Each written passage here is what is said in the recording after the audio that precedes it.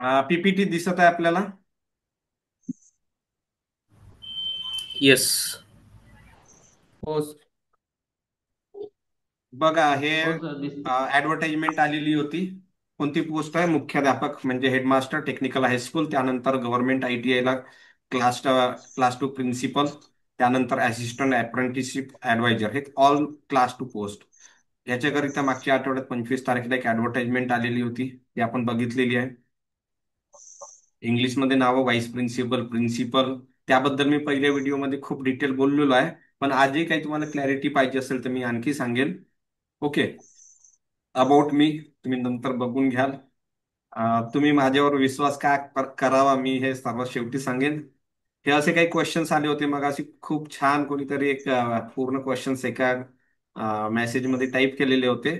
तर यामध्ये मी बघितलं आहे की भरपूर सारे क्वेश्चन्स आहे. एक पहिला क्वेश्चन तर सर्वात जास्त लोकांचा क्वेश्चन आहे experience सर्टिफिकेटवर.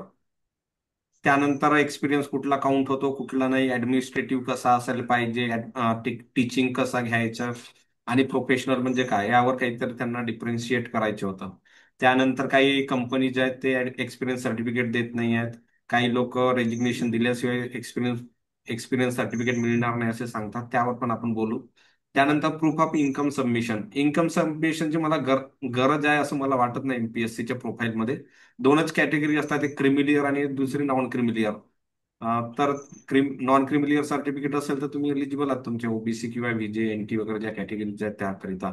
Examination preparation and strategy, yes, ते आपण कव्हर करणार आहोत. मी एक टेक्निकल पर्सन असल्यामुळे मी त्यावर जास्त फोकस करणार आहे as compare to non technical बाबी. प्रिव्हियस इयर क्वेश्चन पेपर्स त्यावर पण आपण डिस्कस करूया. Expected examination date, yes, we will discuss about that. Exam attempt strategies and skill development, आपण तुमचे स्किल कसे डेव्हलप करायचे आणि कसे स्ट्रॅटेजी बनवायची ते आपण ठरवू. Comprehensive exam preparation guidance, okay, I will cover all these things. याच्या व्यतिरिक्त काही क्वेश्चन्स असतील ते आपण तुम्ही टाईप करून ठेवा, आपण नंतर घेऊया. ही ऍडव्हर्टाइजमेंट आली होती 132 लोकांची, ऑलमोस्ट सर्व सर्व वॅकन्सी कॅटेगरीसाठी आहेत वॅकन्सीज. काही प्रॉब्लेम नाही, कोणत्या कॅटेगरीला काही पोस्ट नाही असं. यामध्ये सर्वात मेन पॉइंट म्हणजे जो आहे की educational qualification and experience. Educational मध्ये ऑलमोस्ट सर्वांचे कडे डिग्री किंवा डिप्लोमा असेल इंजिनिअरिंग मध्ये, तो काही प्रॉब्लेम नाही. किंवा काही फायनल इयर ऑफ इंजिनिअरिंगला असतील. सध्या तरी शेवटच्या सेमिस्टर नाही, पहिल्याच्या असल्यामुळे तर ते लोक नाही आहे. अपिअरिंग वाल्यांचे चान्सेस कमी आहे, म्हणजे सर्वांची डिग्री किंवा डिप्लोमा आणि एक्सपिरियन्स आहे, म्हणजे सर्वांकडे डिग्री किंवा डिप्लोमा आहे. तर इथे सांगितलंय work experience of professional, teaching और ऍडमिनिस्ट्रेटिव्ह, हे तीन प्रकार दिलेले आहे. बघा प्रोफेशनल मध्ये मॅक्सिमम खूप सारे जॉब्स येतात. टीचिंग मध्ये म्हटलं तर काय, टीचिंग मध्ये 5वी पासून पहिल्या वर्गापासून तर इंजिनिअरिंग कॉलेज एमटेक पीएचडी पर्यंत टीचिंगचा तुम्हाला अनुभव राहू शकतो. त्यानंतर प्रायव्हेट टीचिंग जसे कोचिंग क्लासेस आहेत, जेडबलई, नीट वगैरे, तो पण एक्सपिरियन्स काउंट होतो. पण तुमच्या अकॅडमीज वगैरे त्या रजिस्टर्ड असायला पाहिजेत. आपण करू डिस्कस. ऍडमिनिस्ट्रेटिव्ह म्हणजे काय, तर त्यामध्ये तशा प्रकारचे कामाचा प्रकार हा ऍडमिनिस्ट्रेटिव्ह असला पाहिजे. कोणत्याही कामाला तुम्ही ऍडमिनिस्ट्रेटिव्ह म्हणू शकणार नाही. तर ह्या तीन कॅटेगरीमध्ये मॅक्सिमम जे इंजिनिअरिंग ग्रॅज्युएट्स काम करतात ते तीन कॅटेगरीमध्ये येऊन जातात. प्रोफेशनल टेक्निकल एक्सपिरियन्स असेल तर तो प्रोफेशनल मध्ये येतो. 2 वर्षाचा एक्सपिरियन्स सर्टिफिकेट पाहिजे तुम्हाला, डिग्री झाली असेल तर. आणि 6 वर्षांचा एक्सपिरियन्स डिप्लोमा झाला असेल तर. तर ऑलमोस्ट जितके लोक इथे अवेलेबल आहेत अटेंड करत आहेत क्लास, त्यांच्याकडे हा एक्सपिरियन्स आहे असं आपण गृहीत धरून चालूया. जेव्हा तुम्ही एमपीएससीच्या प्रोफाईल बनवता तेव्हा नेचर ऑफ जॉब मध्ये हे तुम्हाला ह्या तीन पैकी एक असेल तरच तुम्हाला एलिजिबल दाखवण्यात येईल. तुम्ही चेक करू शकता एमपीएससीच्या वेबसाईटवर. फॉर्म भरण्याच्या आधी ते एलिजिबिलिटी चेक करून देतात, त्यानंतर फॉर्म समोर जातो. एक्सपिरियन्स सर्टिफिकेट, बघा एक्सपिरियन्स सर्टिफिकेट हा सर्वात मोठा प्रश्न आहे आजचा, बरोबर आहे? तर मी सर्वात तुम्हाला सांगतो आधी, जर तुमच्याकडे जेन्युअन एक्सपिरियन्स असेल, तुमच्या जो काही मिनिमम पाहिजे 6 वर्ष किंवा 2 वर्ष जेन्युअन एक्सपिरियन्स असेल आणि सर्टिफिकेट मिळत नसेल सद्यस्थितीमध्ये, तरी तुम्हाला घाबरण्याची काही आवश्यकता नाही. एमएनसी ज्या आहेत, टॉप एमएनसी ज्या आहेत, जसे महिंद्रा वगैरे आहे, टाटा मोटर्स, अशोक लेलँड, ह्या मेकॅनिकलच्या कंपनीज आहेत, हे काही एमपीएससीच्या त्या मराठीच्या फॉर्मॅटमध्ये किंवा त्यांच्या लोकल फॉर्मॅटमध्ये देणार नाही. जसे सॉफ्टवेअर कंपनीज आहेत, इन्फोसिस झाला, कॉग्निजंट झाला, ह्या पण कंपन्या काही एंटरटेन करत नाही ह्या गोष्टी. गव्हर्नमेंट ऑफिसेसमध्ये पण ह्या एमपीएससीच्या फॉर्मॅट अलाउ करत नाही. कित्येक लोक म्हणतात नाही, आम्हाला नाही, आम्ही आमच्या फॉर्मॅटमध्ये देणार. पण तुमच्याकडे जेन्युइन एक्सपिरियन्स असेल आणि ते सर्टिफिकेट, आता आमच्यासारखे, आमची इंजिनिअरिंग 2011 मध्ये झालेली आहे, त्यानंतर आम्ही 3-4 जॉब बदलवलेले आहे. आम्हाला थोडी माहित होता की त्यावेळी कंपनी सोडताना किंवा एखादं कॉलेज सोडताना असेच फॉर्मॅटमध्ये एक्सपिरियन्स घेवायचे. त्यांनी दिलं, काही लोकांचे तर कॉलेजेसही बंद झाले आहे, कंपन्या पण बंद झाल्या आहेत, ते काय पुन्हा त्यांच्यासाठी एक्सपिरियन्स सर्टिफिकेट बनवायसाठी ओपन करणार आहेत का? नाही. पण तुमचा एक्सपिरियन्स जेन्युइन असेल तर nobody can take objection on that. तुम्ही एमपीएससी ला कसंही करून कन्व्हिन्स करू शकता, तर त्याबद्दल काही नाही. पण तुमचा एक्सपिरियन्स हा जेन्युइन असला पाहिजे, हे लक्षात घ्या. जेन्युइन म्हणजे काय? म्हणजे तुम्ही तिथे काम केलेलं पाहिजे, तुमचे जे डिपार्टमेंट आहे किंवा कंपनी आहे किंवा इन्स्टिट्यूट आहे, हे पद्धतशीर रजिस्टर्ड पाहिजे. जसे की इंडस्ट्री असेल ते फॅक्टरी ऍक्ट वगैरेच्या त्यांच्याकडे लायसन्स असतात, एमएसएमईच्या रजिस्ट्रेशन असतो, तसे प्रकारचे लायसन्सेस वगैरे असले पाहिजे. नाही ते एखादा कॉन्ट्रॅक्टर आहे लोकल, त्याच्याकडे कोणताच नाही, तो प्रायव्हेट काम करतो आणि त्याच्याकडे कोणतंच रजिस्ट्रेशन नाही, काही नाही, त्याच्यावर तुम्ही एक्सपिरियन्स सर्टिफिकेट घेतलं तर ते व्हॅलिड नाही आहे. काही कॉलेजेस आहेत का तिथे तुम्ही ऍज अ टीचिंग फॅकल्टी काम नव्हते करत, काहीतरी टाइमपास म्हणून पार्ट टाइम मध्ये काय करत होते, ऍडमिशन आणणे कॉलेजमध्ये, काहीतरी नॉन टेक्निकल कामं करणे, त्यावेळी तुम्हाला टीचिंगचे एक्सपिरियन्स सर्टिफिकेट देणारही नाही. भरपूर कॉलेजेस आहेत का ते बंद पडले. काही ट्युशन क्लासेस आहेत की ते स्वतःच चालवतात ट्युशन क्लास, कुठेच रजिस्टर नाही आहेत, कुठेच इन्कम टॅक्स भरत नाही, कुठेच काहीच त्यांच्या अतापत्ता नाही. असे प्रकारचे एक्सपिरियन्स सर्टिफिकेट असतील तर डाऊट आहे. पण तुमच्याकडे जेन्युअन असेल, चांगले रजिस्टर्ड, चांगल्या हाय प्रोफाईल इंडस्ट्रीज असतील किंवा कॉलेजेस असतील किंवा इन्स्टिट्यूट असतील आणि ते आताही सुरू आहेत, तर त्यांचा एक्सपिरियन्स तुम्ही दाखवला तर काही प्रॉब्लेम होणार नाही. पहिली प्रायोरिटी, तुम्ही एमपीएससीच्या फॉर्मॅटमध्ये मिळत असेल एक्सपिरियन्स सर्टिफिकेट तर डेफिनेटली घ्या. एक्सपिरियन्स सर्टिफिकेटचा फॉर्मॅट तुम्हाला एमपीएससीच्या वेबसाईटवर दिलेला आहे, त्याच फॉर्मॅटमध्ये दिला तर चालेल. त्यामध्ये पण भरपूर कंडिशन्स असतात की त्या जसेच्या तसे देण्यासाठी तयार होत नाही. आता मी जेव्हा एक्सपिरियन्स सर्टिफिकेट घेतली आमच्या डिपार्टमेंटकडून, तर तिथे काही गोष्टी होत्या की he will be relieved as after as soon as possible. तर आमच्याकडे गव्हर्नमेंटमध्ये तशी प्रोसेस नाही आहे. त्यामध्ये पद्धतशीर रेजिग्नेशन होतो, मंत्रालयात जातो, तिथून सँक्शन मिळतो, त्याच्यानंतर त्याच्या रेजिग्नेशन ऍक्सेप्ट करतो. असं डायरेक्ट रिलीव्ह होत नाही. तर तसं 1-2 कंडिशन ते काढायला लावतात. तर एमपीएससी फॉर्मॅटमध्ये मिळालं तर चांगलं आहे. त्यानंतर इव्हिल हा त्यानंतर आता काय करायचं? आता एमपीएससीच्या फॉर्मॅटमध्ये नाही, तुम्हाला जे जुन्या एक्सपिरियन्स सर्टिफिकेट मिळालेलं आहे कंपनीकडून किंवा काही लोकांकडे आहेतच नाही, तर आता काय करायचं? तर बघा, आता तुमच्याकडे ज्या जुन्या ज्या फॉर्मॅटमध्ये आहे, कंपनीच्या फॉर्मॅटमध्ये आहे, त्याच फॉर्मॅटमध्ये तुम्ही अपलोड करू शकता. ट्राय करा, 15 ऑक्टोबर पर्यंत तुमच्याकडे वेळ आहे. 15 ऑक्टोबर पर्यंत म्हणजे 10 ऑक्टोबर पर्यंत ट्राय करा. नाही मिळालं तर जे सर्टिफिकेट आहे तीच अपलोड करा. आता मागे एक एक्झाम झालेली होती डेप्युटी इंजिनियरची, तिथे पण आता इंटरव्ह्यू आहे त्या लोकांचा, त्यांनी अपलोड केलेले आहेत. त्यांना विंडो ओपन करून दिली आहे एमपीएससीने की तुम्ही जे जेन्युअन तुमच्या सर्टिफिकेट्स असतील ते पुन्हा अपलोड करा, त्याच्यानंतरच तुम्हाला इंटरव्ह्यूचा कॉल कॉल येईल. म्हणजे ज्यांच्या एक्सपिरियन्स व्हॅलिड आहे त्यांनाच कॉल जाईल. तर एमपीएससी पुन्हा तुमच्या इंटरव्ह्यूच्या आधी विंडो ओपन करेल, तोपर्यंत तरी तुम्ही एमपीएससी फॉर्मॅटमध्ये ट्राय करा. काही इंडस्ट्रीज आहे नाहीच देणार, तुम्हाला नाहीच देणार. तर तुम्ही एमपीएससी सोबत थोडा कॉन्टॅक्ट करून ठेवा की आम्हाला इंडस्ट्रीत द्यायला तयार नाही, की इन्स्टिट्यूट द्यायला तयार नाही आहे, ते त्यांच्या स्ट्रॅटेजीमध्ये, त्यांच्या प्रोटोकॉलमध्ये बसत नाही ही सर्टिफिकेट. तर एमपीएससी सोबत तुम्ही थोडासा पत्रव्यवहार किंवा फोनवर माहिती घेऊन ठेवा. काही नाही, एमपीएससी वगैरे मध्ये एमपीएससी, यूपीएससी सर्वांचीच वेगळे फॉर्मॅट आहेत. काय ते की इंडस्ट्री काय वेगवेगळ्या फॉर्मॅटमध्ये एक्सपिरियन्स सर्टिफिकेट देणार का? नाही. तर तुम्ही ट्राय करा.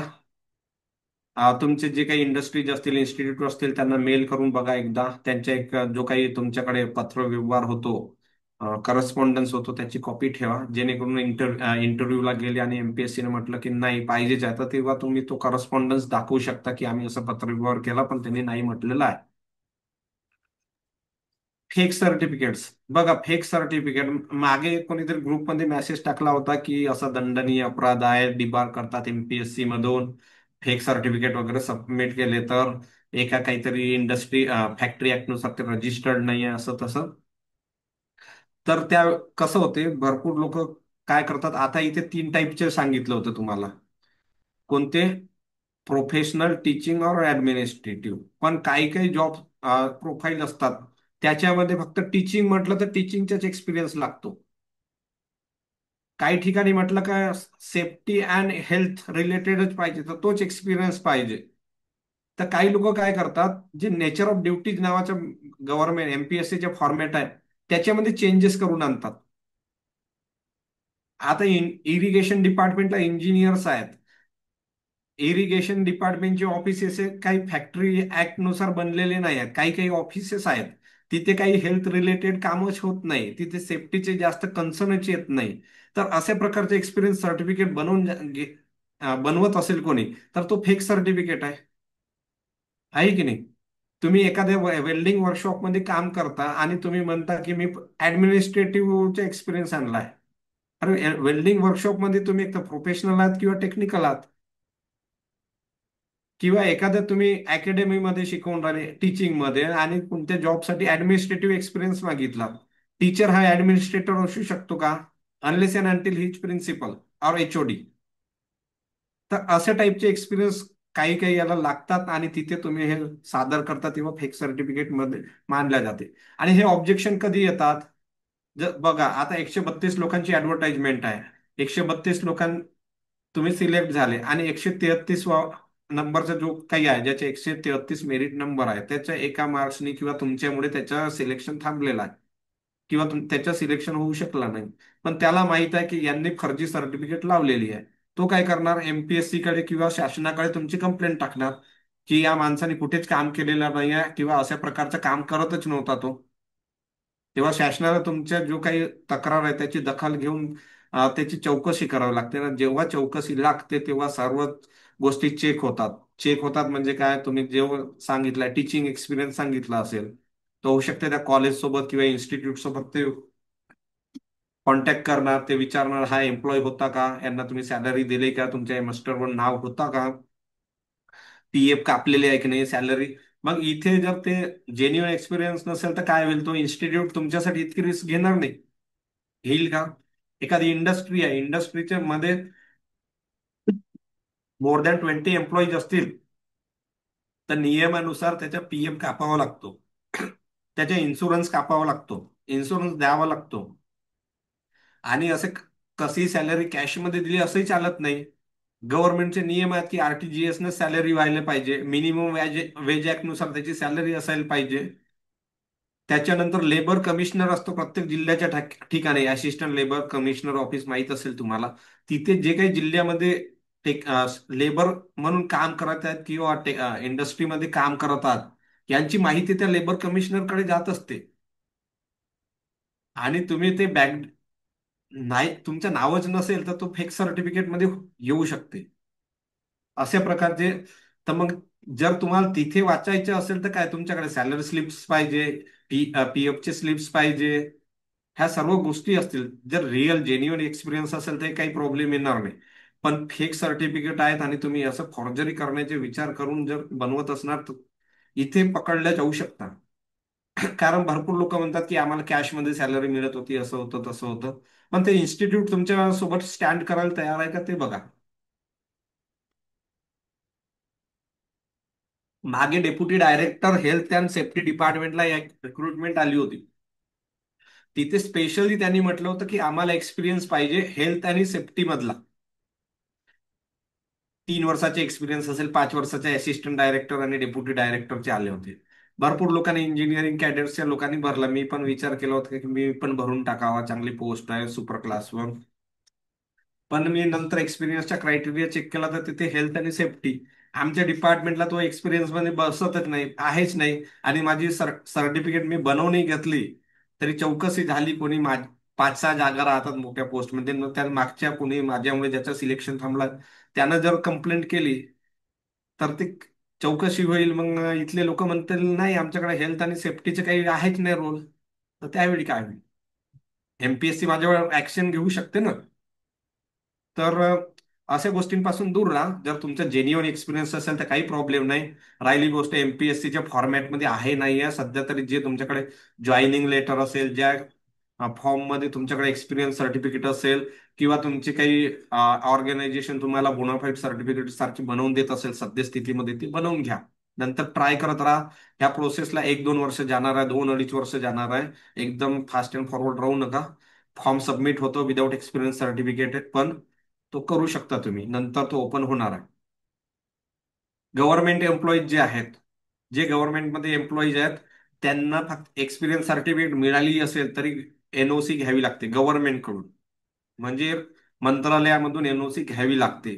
जर तुम्ही या पोस्टमध्ये सिलेक्ट झाले आणि तुम्हाला जर इथले जे काही तुमची सर्व्हिस कंटिन्यू करायची असेल, तर तुमच्याकडे एनओसी असली पाहिजे. तेव्हा तुमची सर्व्हिस बुक आणि जे काही तुमचे पगार आहे, भत्ते आहे, तुमचे पेन्शनचे पैसे आहे, पीएफ किंवा डीसीपीएस चे, सर्व तिकडे ट्रान्सफर होऊ शकतात. पण एनओसी घेणे खूप महत्वाचे आहे गव्हर्नमेंट एम्प्लॉईसाठी.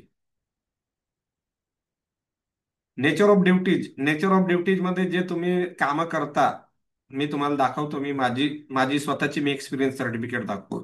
तो हे थोडा बघून घ्या, नंतर दाखवतो. बघा काय म्हणते. एक्सपिरियन्स कसा असायला पाहिजे म्हणते एमपीएससी. पूर्ण वेळ काम केलेलं असल्याच्या, पार्ट टाइम काम केल्याच्या चालणार नाही. कोणते पदावर चालते? तुम्ही वेजेसवर असणार, कार्यवेळी म्हणजे असं फक्त एखाद्या प्रोजेक्टसाठी असणार, कॉन्ट्रॅक्ट बेसिसवर असणार, मानधनावर असणार, स्टायपन मिळत असेल इत्यादी स्वरूपात केवळ पूर्ण वेळ काम केलेले असल्यास असा कालावधी अनुभवास ग्राह्य धरण्यात येईल.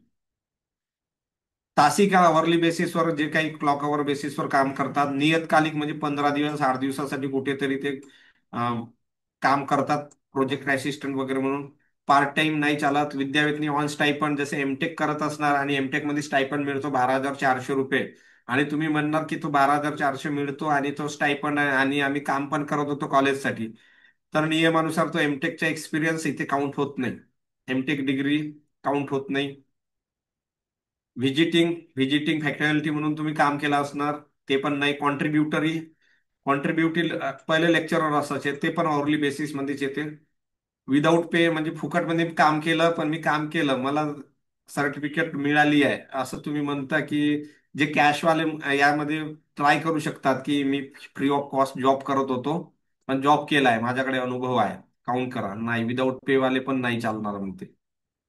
इनचार्ज, आता मी डेप्युटी इंजिनियर आहे आणि एखाद्या पोस्टसाठी जर एक्झिक्युटिव्ह इंजिनियर लेवलचा एक्सपिरियन्स पाहिजे आणि माझ्याकडे 2 वर्ष जर ऍडिशनल चार्ज होता एक्झिक्युटिव्ह इंजिनियरचा, तर मी म्हणतो की माझ्याकडे एक्झिक्युटिव्ह इंजिनियरचा एक्सपिरियन्स आहे, तर तो पण चालणार नाही. इनचार्ज किंवा ऍडिशनल चार्जचा एक्सपिरियन्स चालणार नाही, अतिरिक्त कार्यभाराचा चालणार नाही.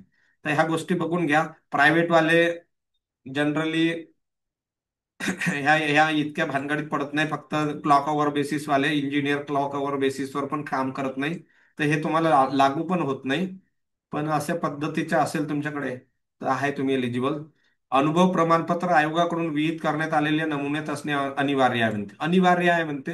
आता एमपीएससी लिहायचंच लिहिणारच आहे, ते कंडिशन्स टाकणार स्ट्रिक्ट मध्ये, कारण त्यांना काही कॉम्प्लेक्सिटी नको एक्सपिरियन्स चेक करताना, म्हणून ते लिहितात. पण असं मिळेलच असं काही पॉसिबल नाही. तुम्ही इंटरनॅशनल कुठे जनरल इलेक्ट्रिक युएसए ला काम करून आले, तर काय ते युएसए ची कंपनी तुम्हाला काय एमपीएससी च्या फॉर्मॅटमध्ये बनवून देईल का?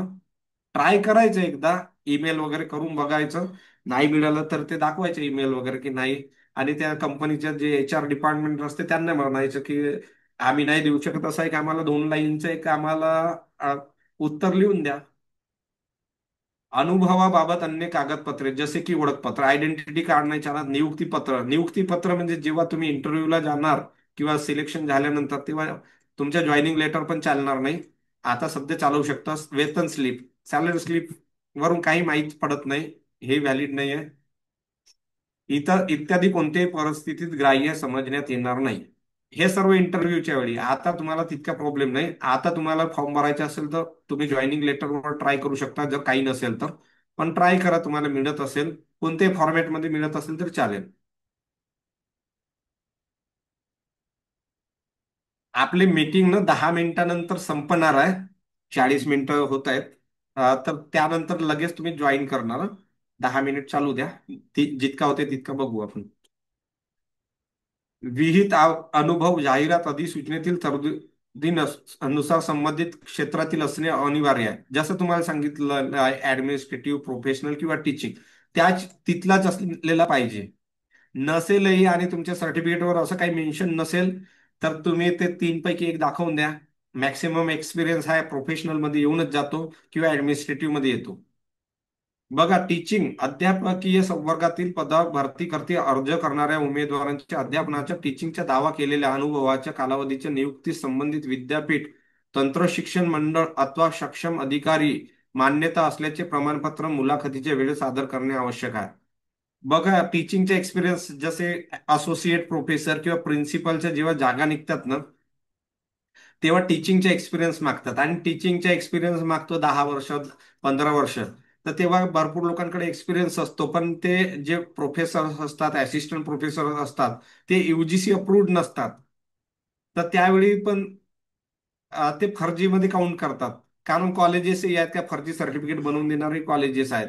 तर त्यावेळी म्हणतात की युजीसीचे एक्सपिरियन्सच ते ग्राह्य धरतात. युजीसी किंवा पॉलिटेक्निक मध्ये पण ते MSBT कडून त्यांना प्रमाणपत्र मिळतो. तर तोच एक्सपिरियन्स काउंट होतो म्हणतात, पण आपल्या संदर्भात तो भाग नाही आहे. टीचिंगचा असेल तुमचं चालून जाईल. आणि कधीपासून, जोपर्यंत तुमचे आता 15 ऑक्टोबर पर्यंत फॉर्म भरायचे, तर 15 ऑक्टोबर पर्यंत तुमचे 2 वर्षाचा एक्सपिरियन्स किंवा 6 वर्षाचा एक्सपिरियन्स झाला पाहिजे. आणि तो एक्सपिरियन्स कधी काउंट होणार आहे? कधी काउंट होणार आहे जेव्हा तुमची शैक्षणिक अर्हता, अनुभव, पात्रता विषयक अर्हता धारण केल्याच्या दिनांक, ज्या दिवशी तुमची डिग्री होईल, म्हणजे तुमच्या फायनल इयरचा जो पेपर होईल किंवा रिझल्ट येईल त्याच्यानंतरच तुमचा अनुभव काउंट करण्यात येईल. तुम्ही म्हणणार की मी इंजिनिअरिंग बीटेक झालो 2023 ला, 23 पासून आता 25 पर्यंत माझे काही एक्सपिरियन्स होत नाही आहे. तर मी दाखवतो की मी 12वीच्या आधी काहीतरी 2 महिने कुठेतरी काम करत होतो, उन्हाळ्याच्या सुट्ट्यामध्ये मी कुठेतरी काम करत होतो इंजिनिअरिंग करताना, आणि त्याच्या सर्टिफिकेट लावतो. तो ग्राह्य धरला जाणार नाही. तुमचा एक्सपिरियन्स हा it must be after engineering, म्हणजे डिग्री झाल्यानंतरच असायला पाहिजे. भले ती डिग्री नंतर अवॉर्ड झाली असेल, पण एक्झाम तरी झालेली पाहिजे. त्याच्यानंतरच तुम्हाला तो एक्सपिरियन्स काउंट करता येईल.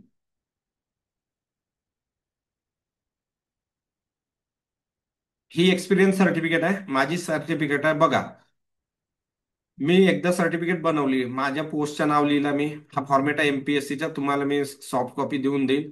तर याच्यामध्ये माझे जे काही स्केल आहे, तर गव्हर्नमेंटमध्ये स्केल वगैरे एकदम पद्धतशीर असतात, प्रायव्हेटमध्ये काही नसतंय. जॉईनिंग लेटरमध्ये काहीतरी लिहून असते. तर मी काय, माझी पहिली पोस्ट होते असिस्टंट इंजिनियर. तर कोणत्या प्रकारचे काम होतात, मी supervisory, executive, professional, administrative, technical work टाकला. Deputy engineer, administrative, supervisory, executive, professional, technical. हे तुम्ही नावं तर टाकणार, पण तुमचे जे साईन करणारी ऑथॉरिटी आहे त्यांनी हे साईन पण केली पाहिजे. आता आपल्याला पोस्ट आहे प्रोफेशनल किंवा ऍडमिनिस्ट्रेटिव्ह किंवा टीचिंग, तर त्याच्यानुसार तुम्ही ते बसलं पाहिजे आणि याच्यावर पोस्टमध्ये ते बघा. इथे तर मग तुमच्या कशा प्रकारचं काम आहे. आता माझा गव्हर्नमेंट जॉब आहे तो रेग्युलर आहे आणि परमानंट आहे, मी असा केलेला आहे. तुमचं जे काही असेल मॅक्सिमम तेच असणार. कारण हे तर एलिजिबलच नाही, daily wages, work charge, contract basis, honorarium, hour basis, हे एलिजिबलच नाही. तर विदाऊट पे, इनचार्ज, हे एलिजिबलच नाही, तर ते कटणारच आहे. तुम्ही टेम्पररी म्हणू शकता, प्रायव्हेट वाले टेम्पररी राहतात. State whether supervisory, administrative, executive, हे काही आहे. आता तुम्ही टीचिंग मध्ये असणार तर टीचिंगला राईट करणार. इंजिनियर असणार तर तुम्ही ऍडमिनिस्ट्रेटिव्ह दाखवू शकता, सुपरवायझरी दाखवू शकता, एक्झिक्युटिव्ह दाखवू शकता, प्रोफेशनल दाखवू शकता. Certified that service particulars, designation, छोट्या मोठ्या गोष्टी आहेत, डिटेल्स. अशा प्रकारचा ऑफिसचा हेड, हा ऑफिस हेड आहे. आमच्या डिव्हिजनचा हा ऑफिस हेड आहे, म्हणजे लेटर हेड, त्यांची साईन वगैरे. MPSCचा फॉर्मॅट फक्त इतकाच होता, इतका होता. स्टॅम्प इथे महाराष्ट्र शासनाचा सील वगैरे घ्यावा लागतो, जो सत्यमेव जयते वगैरे वाला. आणि nature of work, nature of work मध्ये तुम्ही हे बघू शकता, नेचर ऑफ ड्युटीज परफॉर्म, काय काय कामं केले तर तुम्ही आपल्या कामानुसार डिवाइड करू शकता. अं, आपण आता काही क्वेश्चन्स असतील मी चॅट बॉक्समध्ये बघतो.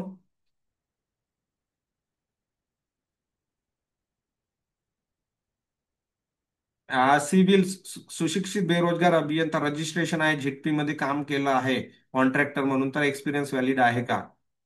बघा तुमचा पण हा त्या कॅटेगरी रेग्युलर पूर्ण वेळमध्ये येत नाही, तर हा थोडा डाऊटफुल आहे. तो एमपीएससी सोबत कॉन्टॅक्ट करून बघा.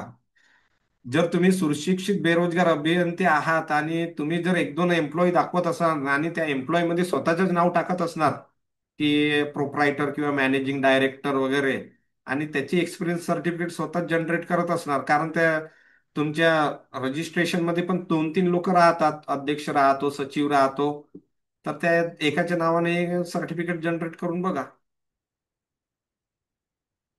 I have past teaching experience around 5 years but now doing family business. 5 वर्षाचा आहे तुम्हाला, जर 2च वर्षाचा पाहिजे आहे तर ते टाकून द्या. आणि तुमच्याकडे जितका एक्सपिरियन्स आहे तो पूर्ण फ्लो मध्ये टाका. जर तुम्ही 2015 ते 2018 एका कंपनीत काम केलं तो टाका, त्याच्यानंतर 18 ते 21 काय केलं तो टाका, 21 ते 22 कोटी केलं ते टाका. कोणतेही तो काउंट होत असेल नसेल, पण तुम्ही आता 2 वर्षाचा एक्सपिरियन्स मागितला, पुढची एखादी येईल ऍडव्हर्टाइजमेंट तिथे 5 वर्षाच्या मागेल, कुठे 10 वर्षाच्या मागेल, प्रत्येक वेळ चेंज करू शकणार नाही ना. तुमचा प्रोफाईल जो आहे तो जेन्युइन ठेवा, फक्त नेचर ऑफ पोस्ट असते एमपीएससीच्या याच्यामध्ये ती चेंज करत राहा ऍज पर ऍडव्हर्टाइजमेंट. अदरवाईज तुमच्या प्रोफाईल फायनल ठेवा, कोणती आली एका क्लिकवर फॉर्म सबमिट झाला पाहिजे. आवाज कट होत आहे का? 21 महिन्याच्या नाही आयटी सर. मध्ये, आयटी मध्ये एक्सपिरियन्स आहे, 21 महिन्याचं नाव, working in Pune metro as a station control.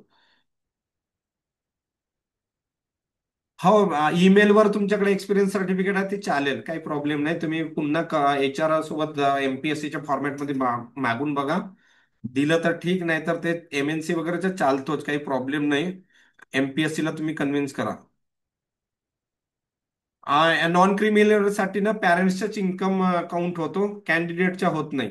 जर मी आता डेप्युटी इंजिनियर आहे, माझी सॅलरी 15 लाखाच्या वर आहे, पण मी ओबीसी नॉन क्रिमिलियर मध्ये येतो कारण माझ्या पॅरेंट्सची इन्कम 8 लाखाच्या खाली आहे. जर माझ्या स्वतःच्या केलं तर मी तो ओपन कॅटेगरीमध्ये गेलो असतो.